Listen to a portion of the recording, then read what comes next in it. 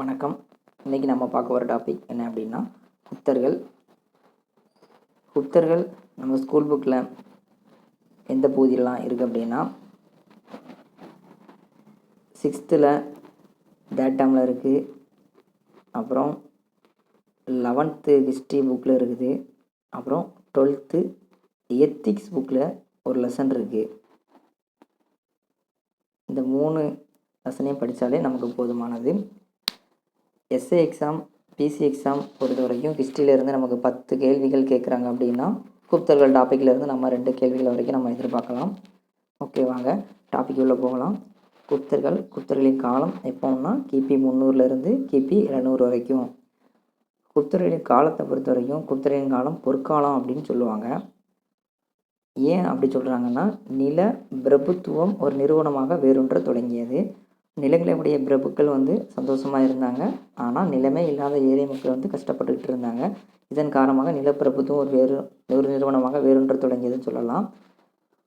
அது மட்டும் இல்லாமல் பண்பாட்டு மலர்ச்சியின் காலம் சொல்லுவாங்க குப்தரின் காலத்தை. செவ்வியல் கலைகளின் காலம் இப்படின்னு கூட குப்தரின் காலத்தை சொல்லுவாங்க. குப்தர்களின் தோற்றம் எப்படி அப்படின்னா, குப்தர்களின் முதல் அரசர் யார் அப்படின்னா ஸ்ரீகுப்தர். இவர் தான் இந்த குப்த பேரரசர் தோற்றுவித்தது. அவருடைய காலம் என்ன அப்படின்னா 240லேருந்து 280 வரைக்கும். இதுக்கப்புறம் யார் வராங்க அப்படின்னா கடோத்கச்சர். இவருடைய காலம் 280லேருந்து 319 வரைக்கும். இந்த 2 அரசர்களையுமே மகாராஜா அப்படின்னு ஒரு பட்டம் சூட்டுறாங்க. அதில் ஸ்ரீகுப்தர் ஒரு முக்கியமான அரசர். இதில் என்ன கேள்வி கேட்பாங்க அப்படின்னா, நாணயங்களில் இடம்பெற்ற முதல் குப்த அரச வடிவம் யாருடையது அப்படின்னா இந்த ஸ்ரீகுப்தருடையது தான். நாணயங்களில் இடம்பெற்ற முதல் குப்த அரச வடிவம் யாருடையனா ஸ்ரீகுப்தர் தான். இதுக்கு அப்புறமா கடோத்கச்சருக்கு அப்புறமா வாரது யாருன்னா முதலாம் சந்திரகுப்தர். இவர் தான் குப்த பேரரசின் முதல் பேரரசர். முதல் அரசர் யார் அப்படின்னா ஸ்ரீகுப்தர். முதல் பேரரசர் யார் அப்படின்னா முதலாம் சந்திரகுப்தர். இவருடைய காலம் 319லேருந்து 335 வரைக்கும். இவருக்கு என்ன பட்டம் சொல்லுவாங்க அப்படின்னா மகாராஜா, அதிராஜா. இந்த 2 பட்டம் முதலாம் சந்திரகுப்தருடையது. இவருடைய மனைவி குமாரதேவி. இவங்களுடைய வம்சம் லிச்சாவி வம்சம். லிச்சாவி வம்சம் எங்கே இருக்குது அப்படின்னா கங்கை நேபாளத்திற்கு இடையில் இருக்கிற அந்த சைடில் ஆட்சி பண்ணுறவங்க தான் இந்த லிச்சாவி வம்சத்தை சேர்ந்தவங்க. லிச்சாவி வம்சம்னா வடக்கு பீகார்லேருந்து ஒரு பழமையான கனசங்கம் அப்படின்னு சொல்லுவாங்க. முதலாம் சமுத்திரகுப்தர் வெளியிட்ட தங்க நாணயங்களில் அவர் மற்றும் அவருடைய மனைவி குமாரதேவி உருவங்கள் இடம்பெற்றன. அப்போ இவர் வெளியிட்ட நாணயங்கள்லேயுமே தன்னுடைய உருவமையும் தன்னுடைய மனைவியான குமாரதேவி உருவத்தையும் பொறிச்சிருக்காங்க. அது மட்டும் இல்லாமல் நாணயங்களில் லிச்சாவி என்ற வாசகமும் இடம்பெற்றிருக்கு. அப்போ அவங்களுடைய வம்சத்தின் பேரான லிச்சாவி என்ற வாசகமும் அந்த நாணயத்தில் வச்சு அச்சடித்து வெளியிட்டிருக்காங்க. அடுத்ததாக யாரை பார்க்க போகிறோம் அப்படின்னா சமுத்திரகுப்தர். இவர் ஒரு முக்கியமான அரசர்னு கூட சொல்லலாம். இவருடைய காலம் 335லேருந்து 380 வரைக்கும். சமுத்திரகுப்தர்னாலே நமக்கு ஞாபகத்துக்கு வர்றது என்னென்னா அலகாபாத் தூண் கல்வெட்டு. அலகாபாத் தூண் கல்வெட்டை பொறிச்சது யார் அப்படின்னா ஹரிசேனர். அதில் எத்தனை வரிகள் இடம்பெற்றிருக்குன்னா 33 வரிகள் இடம்பெற்றிருக்கும். அந்த 33 வரிகளுமே எந்த மொழியில் அமைஞ்சதுன்னா சமஸ்கிருத மொழியில் இடம்பெற்றிருக்கு. அந்த வரிகள் எந்த வடிவத்தில் உள்ளது என்று கேட்டால் நாகரிக வடிவத்தில் உள்ளது. இந்த அலகாபாத் தூண் கல்வெட்டுக்கு இன்னொரு பெயர் கூட சொல்லுவாங்க, பிரயாகை அப்படி இல்லைன்னா மெய்கீர்த்தி. பிரயாகை அல்லது மெய்கீர்த்தி. மெய்கீர்த்தி அப்படின்னா ஒருவரை பாராட்டி கூறுதல். அதோட பொருள் பிரயாகை மெய்கீர்த்தி அப்படின்னா ஒருவரை பாராட்டி கூறுதல் அர்த்தம். குப்த வம்சத்தின் தலை சிறந்த அரசர்னு கேட்டால் நம்ம சமுத்திரகுப்தர் தான். இவருடைய அவைக்கள புலவராக இருந்தவர் தான் ஹரிசனர். அவர் தான் இந்த அலகாபாத் தூண் கல்வெட்டை பொறிச்சிருப்பார். இவர் ஒரு போர் தளபதியும் கூட. நிறைய போர்கள் பண்ணியிருப்பார். அதனால் ஒரு போர் தளபதியாக இருந்து மன்னராக இருப்பார். தமிழகத்தை சேர்ந்த பல்லவ மன்னன் விஷ்ணு கோபனை தோற்கடித்த குப்த அரசர் யாருன்னு கேட்டிங்கன்னா நம்ம சமுத்திரகுப்தர் தான். இந்த கேள்வி அடிக்கடி கேட்டிருக்காங்க. தமிழகத்தை சேர்ந்த பல்லவ மன்னன் விஷ்ணுகோபனை தோற்கடித்த குப்த அரசர் யாருன்னு கேட்டிங்கன்னா சமுத்திரகுப்தர். அது மட்டும் அல்லாமல் வட இந்தியாவில் 9 அரசர்களையும் தென்னிந்தியாவில் 12 அரசர்களையும் வெற்றி பெற்று அவர்களை கப்பங்கட்ட செய்தவர் இவர் தான். கங்கை சமவெளியின் மேற்கு பகுதியில் 9 அரசர்களை வென்றவரும் இவர் தான். இவருக்கு ஒரு பட்டம் இருக்கும், குஷான பட்டம், அதாவது தெய்வபுத்திர சாகானுசாகி அப்படிங்கிற ஒரு பட்டம் இருக்கும். அதுக்கப்புறம் இவர் ஒரு விஷ்ணு பக்தர். இவர் வந்து ஒரு வைணவத்தை பின்பற்றி இருக்கனால இவர் ஒரு விஷ்ணு பக்தராக இருந்திருப்பார். குதிரைகளை பலியிட்டு அஸ்வமேத யாகம் நடத்தியிருப்பார். இவரும் தங்க நாணயத்தை வெளியிட்டிருப்பார். அந்த நாணயத்தில் இது அடிக்கடி கேட்ட கொஸ்டின், வீணை வாசிப்பது போன்ற உருவத்தை இடம்பெற செஞ்சுருப்பார். வீணை வாசிக்கிற மாதிரி நாணயங்களில் உருவம் பொறித்த நாணயம் வெளியிட்ட மன்னன் யார் அப்படின்னா சமுத்திரகுப்தர். அதனால் இவருக்கு வந்து கவிராஜாங்க பட்டமும் இருந்திருக்கும். நாணயம் இப்படி தான் இருக்கணுங்கிற ஒரு அமைப்பை விளக்குனதும் சமுத்திரகுப்தர் தான். இந்த கேள்வியும் கேட்பாங்க, நாணய அமைப்பை விளக்கிய குப்த பேரரசர் யார் அப்படின்னா சமுத்திரகுப்தர். இவருக்கு இன்னொரு பேர் இருக்கும், இந்திய நெப்போலியன் அப்படின்னு சொன்னது யாருன்னா ஸ்மித்து அப்படிங்கிற ஒருத்தர் வந்து இவர் இந்திய நெப்போலியன் அப்படின்னு சொல்லியிருப்பார். இலங்கை நண்பர் மேகவர்மனை தன்னுடைய நண்பனாக ஏற்றிருப்பார். அது மட்டும் இல்லாமல் கயாவில் ஒரு புத்த மடம் கட்டுறதுக்காண்டி அவர் வந்து என்ன பண்ணுவார் அப்படின்னா அந்த மேகவர்மன் வந்து சமுத்திரகுப்தர்கிட்ட ஒரு பர்மிஷன் வாங்கியிருப்பார். நான் வந்து கயாவில் வந்து ஒரு பௌத்த மடம் கட்டிக்கிடுறேன் அப்படின்னு சொல்லிட்டு சொன்ன மாதிரி வைணவத்தை வந்து இவர் பின்பற்றிருப்பார். அதுக்கப்புறம் முக்கியமான ஒன்று, வசுபந்தை ஆதரித்திருப்பார். அப்போ வசுபந்தை ஆதரித்த குப்த அரசர் யாருன்னு கேட்டிங்கன்னா நம்முடைய சமுத்திரகுப்தர். மாற்றிடக்கூடாது, சமுத்திரகுப்தர். இவருடைய 40 ஆண்டுகள் ஆட்சி பண்ணியிருப்பார். அதுக்கப்புறம் அலகாபாத்தூன் கல்வெட்டில் இவரை வந்து என்ன சொல்லி மென்ஷன் பண்ணியிருப்பாங்க அப்படின்னா புருஷா. இவரை என்ன சொல்லி மென்ஷன் பண்ணியிருப்பாங்கன்னா புருஷா அப்படின்னா அனைவருக்கும் மேலானவர்.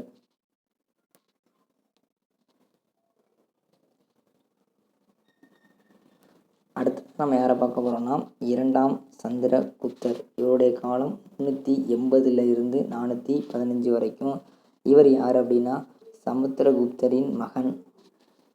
இவருடைய தாத்தா பெயரான 1ஆம் சந்திரகுப்தரின் பெயரை தான் இவருக்கு தன்னுடைய பெயராக 2ஆம் சந்திரகுப்தர்னு பேர் வச்சுருப்பாங்க. இவர் ஆட்சிக்கு எப்படி வந்திருப்பாருன்னா சகோதரர் ராமகுப்தருடன் வாரிசுரிமை போர் செஞ்சு தான் இந்த ஆட்சியை கைப்பற்றியிருப்பார். இவருடைய தலைநகரம் எப்படின்னா பாடலிபுத்திரம் தான் 2ஆம் சந்திரகுப்தரின் தலைநகரமாக இருந்திருக்கு. இவருக்கு ஒரு முக்கியமான ஒரு பட்டம், என்ன பட்டம்னா விக்ரமாதித்யன்கிற பட்டம். இந்த பட்டம் ரொம்ப முக்கியம். விக்ரமாதித்யன் பட்ட பெற பெற்றவர் யாருன்னு கேட்பாங்க. யார் அப்படின்னா 2ஆம் சந்திரகுப்தர்.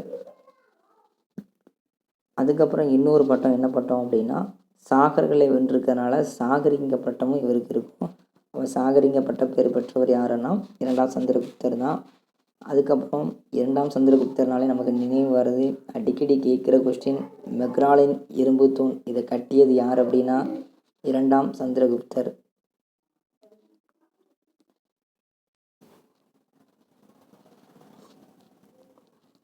மெக்ராலின் இரும்பு தூணை கட்டியது யார் அப்படின்னா 2ஆம் சந்திரகுப்தர். அந்த மெக்ராலின் இரும்பு தூணில் யாருடைய சாதனைகள் பொறிக்கப்பட்டிருக்கும் அப்படின்னா 1ஆம் சந்திரகுப்தருடைய சாதனைகள். தன்னுடைய தாத்தாவின் போர் சாதனைகளை பற்றி குறிப்பிட்டு தான் அந்த மெக்ராலின் இரும்பு தூணை வந்து நம்ம 2ஆம் சந்திரகுப்தர் வந்து கட்டியிருப்பார்.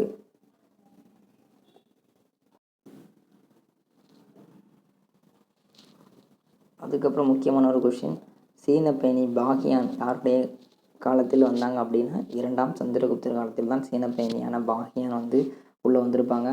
அதுக்கப்புறம் நவரத்தினங்கள் என அழைக்கப்படும் 9 கவிஞர்களை அவையில் வச்சு அலங்கரித்திருப்பார். அந்த 9 கவிஞர்களை தான் என்ன பண்ணுவாங்க, நவரத்தினங்கள் சொல்லுவாங்க.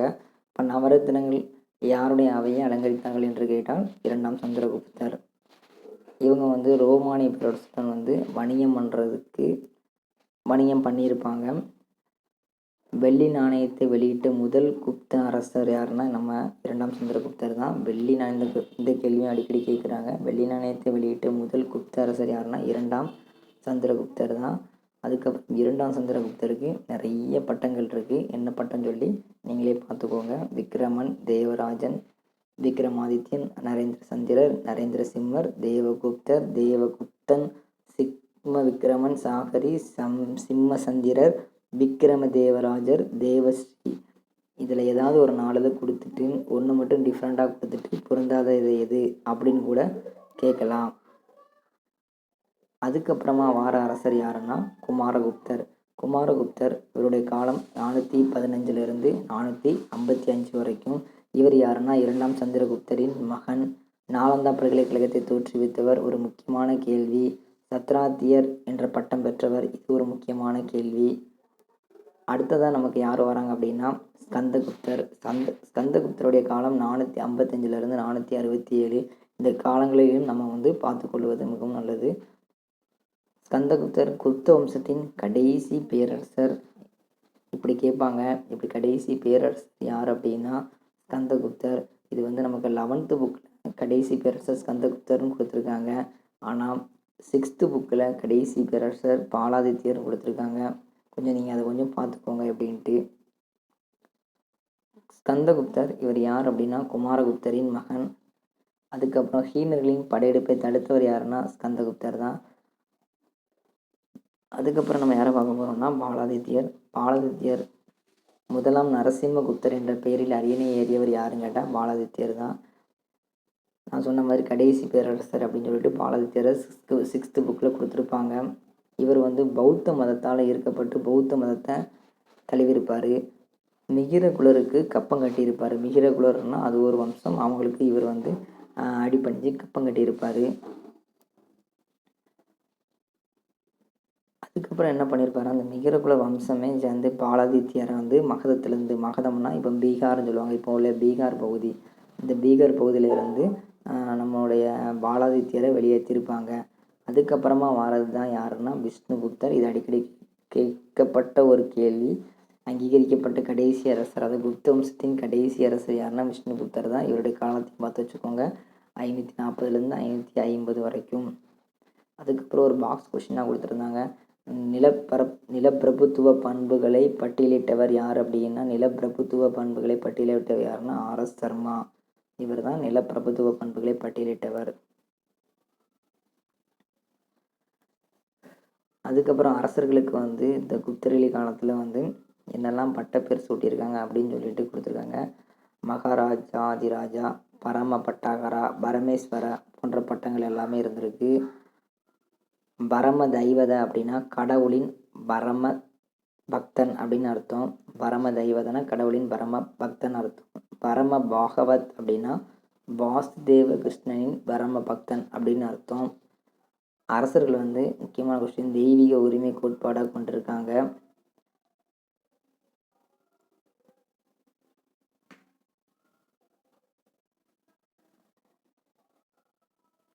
அதுக்கப்புறம் உங்களுடைய பொருளாதாரம் எப்படி இருந்துச்சு அப்படின்னா அதிக வட்டிக்கு கடன் கொடுக்கும் முறை நடைமுறையில் இருந்துச்சு. மிளகு, தங்கம், செம்பு, இரும்பு, குதிரைகள், யானைகள், முக்கிய வணிக பொருட்கள் இவ்வளோ எல்லாமே என்ன பண்ணியிருக்காங்க, ஏற்றுமதி இறக்குமதி பண்ணியிருக்கிறாங்க. அதுக்கப்புறம் பாடலிபுத்திரம், உஜ்ஜயினி, வாரணாசி, மதுரா முக்கிய வணிக நகரங்களாக இருந்திருக்கு. மேலே கடற்கரை துறைமுகமாக கல்யாண், மங்களூர், மலபார் எல்லாமே இருந்திருக்கு. கீழே கடற்கரை துறைமுகங்கள் வங்காளத்தின் தாமிரலிப்தி. இந்த கேள்வியும் கேட்டிருக்காங்க. கீழே கடற்கரை துறைமுகம் எது அப்படின்னா தாமிரலிப்தி. இந்த நாளையுமே கொடுத்து பொருந்தாதது எது அப்படின்னு கூட கேட்கலாம், பார்த்து வச்சுக்கோங்க. அதுக்கப்புறம் நாணய அமைப்பை அறிமுகப்படுத்தியவர் யாருன்னு கேட்டால் சமுத்திரகுப்தர். நம்ம என்னவே சொன்னேன், குஷானர்களின் நாணயங்கள் சமுத்திரகுப்தருக்கு உந்துதலை வழங்கியது. குப்தர்களுக்கு முன்னாடி இருந்தாங்க குஷானர்கள், அவங்களுடைய நாணயம் தான் சமுத்திரகுப்தர்கள் இப்படி தான் நாணயங்கள் வடிக்கணும் அப்படிங்கிற மாதிரி ஒரு உந்துதலை கொடுத்துருக்கு. குப்தர்களின் பொற்காசுகள் திணறா. இது ஒரு முக்கியமான கேள்வி. குப்தர்களின் பொற்காசு எவ்வாறு அழைக்கப்பட்டது அப்படின்னு கேள்விங்கன்னா திணறா. பொற்காசுகள் அதிகம் வெளியிட்டனர், வெள்ளி செம்பு காசுகள் குறைவாக வெளியிட்டனர். அதாவது தங்க காசுகள் தான் அதிகமாக வெளியிட்டிருக்காங்க, வெள்ளி செப்பு காசுகளோட குறைவாக தான் வெளியிட்டிருக்காங்க. அதுக்கப்புறம் பாக்ஸ் கொஸ்டினில் கொடுத்துருப்பாங்க ஹீனர்கள்லாம் யார் அப்படின்னு சொல்லிட்டு.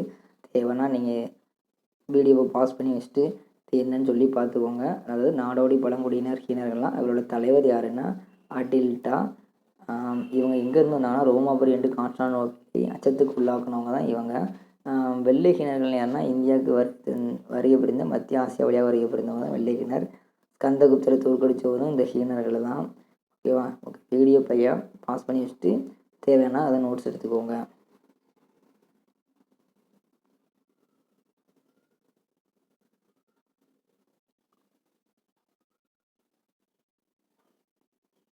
அதுக்கப்புறம் இது போக நம்ம சொல்லாத பாயிண்ட்டு, புனித யாத்திரைகளின் இளவரசன் யாரை சொல்லுவாங்கன்னா யுவான் சுவாங்.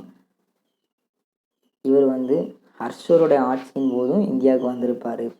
அது யுவான் சுவாங் அப்போ ஹர்ஷர் அந்த ஆட்சி பண்ணிகிட்டு இருக்கும்போது இந்தியாவுக்கு வந்திருப்பார். இவர் எழுதிய நூல் சியுக்கி நூலை எழுதியிருப்பார். இது கேட்கப்பட்ட கேள்வி, சியுக்கி நூலை எழுதியவர் யார், இல்லை யுவான் சுவாங்களால் எழுதப்பட்ட நூல் எதுன்னு சொல்லி கேட்டிருக்காங்க. அதுக்கப்புறம் முதலாம் சந்திரகுப்தர் கான்ஸ்டாண்டினோபிள் நகரை உருவாக்கிய ரோமாபுரி பேரரசர் மகா கான்ஸ்டாண்டின் சமகாலத்தவர். அது முதலாம் சந்திரகுப்தர் யாருடைய சமகாலத்தனா கான்ஸ்டாண்டினோபிள் நகரை உருவாக்கிய ரோமானிய பேரரசர் மகா கான்ஸ்டாண்டின் சமகாலத்தவர். இவங்களுடைய காலத்தில் 4 வர்ண முறை பின்பற்றப்பட்டிருக்கு. இவங்க காலத்தில் 4 வர்ண முறை பின்பற்றப்பட்டிருக்கு. ஓகே, குப்தர்களை பற்றியான அரசர்கள் பற்றியான எல்லா நியூஸுமே நம்ம ஓரளவு பார்த்தாச்சு. இது மட்டுமே போதுமானது. அடுத்த வீடியோவில் நம்ம எதை பற்றி பார்க்க போகிறோம்னா குப்தர்களின் நிர்வாகத்தை பற்றி மட்டும் பார்க்க போகிறோம். நன்றி, வணக்கம்.